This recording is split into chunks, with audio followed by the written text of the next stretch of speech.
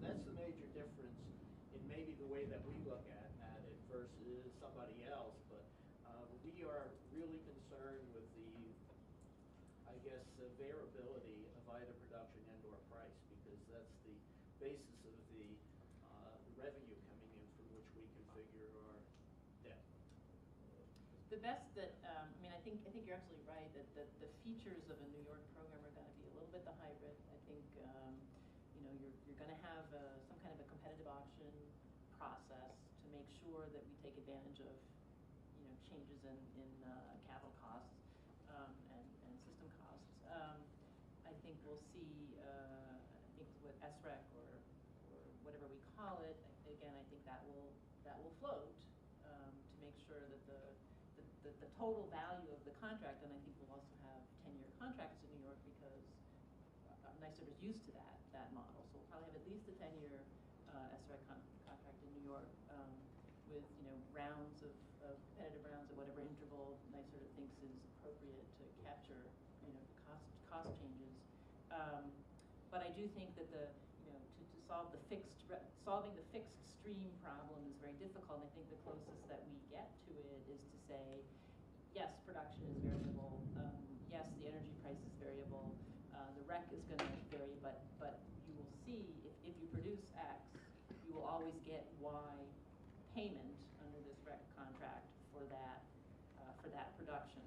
And that, it seems to me, a contract of that sort is probably hedgeable in some way.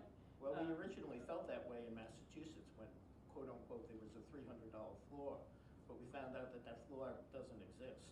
And so, you know, you hear about floors in those kind of relationships, but when the production is exceeded from the estimated amount that they were looking for, the floor disappears. I mean, the price, it happened in Jersey, for example. Jersey was a classic example of $600, $700, you know, per megawatt type SRECs or feed-ins, and all of a sudden you're down to 120, and you figured somewhere in between as a financing organization, or if you bought completed projects based upon those revenue streams, of which we have great friends in the industry who have, they are so far underwater they can't see light. Well, I know that we did go through a situation where we dropped very precipitously from $600 plus SRECs down to at one point actually below $100. Right now, the market price is somewhere in the 125, 130 range. But I should mention that this legislation that was just signed about 3 weeks ago addresses that issue by accelerating the RPS. And Alex, this sort of goes to your supply-demand equation where, well, what do you do when the supply, when you're in an oversupply situation and it starts to dwarf demand and bring down prices? Well, what our legislature did is to simply accelerate the demand. So we basically skipped a couple of years of RPS. So next June, when we enter energy year 2014, we will be using energy year 2017 numbers. It equates to about 2% of the electricity that's generated in New Jersey. And by the way, one more bragging point, New Jersey became, last month, the first state in the United States to generate more than 1% of its electricity from solar.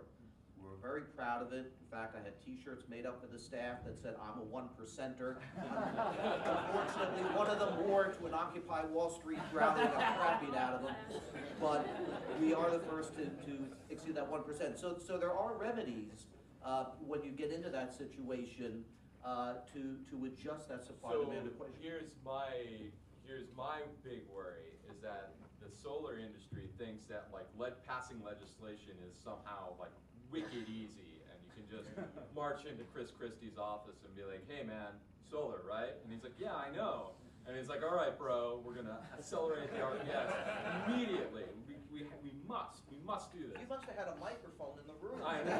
Right. So my concern is that the industry somehow thinks that that will happen again, and I don't want that to happen. No, it's not something that should happen. It's not something that should happen on a regular basis every 2 or 3 years. Oh, well, you know, we gotta change it again, we gotta ratchet it up. No, the whole idea is to take this step now and have it be, if not a permanent fix, more than certainly a temporary fix. We don't want this as just a stopgap measure, because you're right, it creates uncertainty when you start playing with the numbers and moving them up and down. I happen to be very critical of the legislation, so maybe for fun, we'll batter this around. All right. So one of the things I find to be critical in an SREC market is this idea of continuation, and so any change to the policy tends to throw things up in the air, right? That's a normal intended consequence potentially. And so what that means now is that folks, especially SREC buyers, are sitting on the fence thinking, well, cool, this is great for me because next time around maybe I'll get the benefit of the changed legislation, or maybe, yeah, there's some irrational expectations from solar developers that are like, oh great, it's fixed, build, build, build. Now keep in mind the particular policy isn't necessarily going to have a big impact on the market for years to come, right? It's not until probably 2015 or 2016 that we're going to start to see an uptick in the market prices. And one of the reasons is this banking provision that got pushed from 3 years of eligibility to 5 years. Well, we can envision that supply curve that was on my slide that got pushed out. In a perfect world, that supply will get soaked up by the demand, but because it's that now all this excess RECs are floating around the market, they're going to be floating out there for years and years and years to come, such that the acceleration of the demand, which is great, it's sort of counteracted by having this pool of supply that's going to be lingering for quite some time. So in general, my personal opinion is once the policy's set, just walk away, right, and let the market figure it out. One thing that I've sort of concluded over these last 5 years of being in these markets, I don't think the market is rational. And that makes it very difficult to act, right? I mean, we should be seeing a slowdown in development in New Jersey because there's less and less incentive money, but we don't. And it's kind of scary. But I don't know, we're all along for the ride, right? So. With that, I'm going to cut you guys off. It's been a great discussion. I really appreciate it. But I'd like to turn it over to the audience to ask some questions. And first hand was up here, Scott. I'm a New Jersey solar geek, so I've lived through the rebate programs, the accelerated SREC programs. One of my concerns is that we're in a dramatic oversupply scenario right now, and whether you look at how much is being built a month, which is now about 30 megawatts a month in the last month or two, or you look at the new applications, which are now closer to 90 megawatts a month in the last couple of months. In either case, whatever acceleration in the RPS has been done, there's going to continue to be an oversupply for years to come. And whether it's a rational exuberance or what, the industry is on drugs. Ultimately,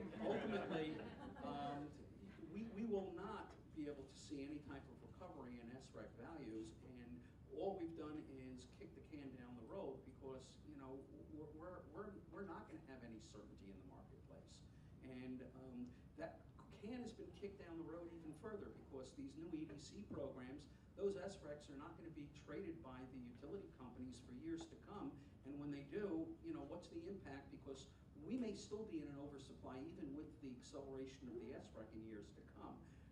We're trying to use open market mechanisms for what is an artificial marketplace.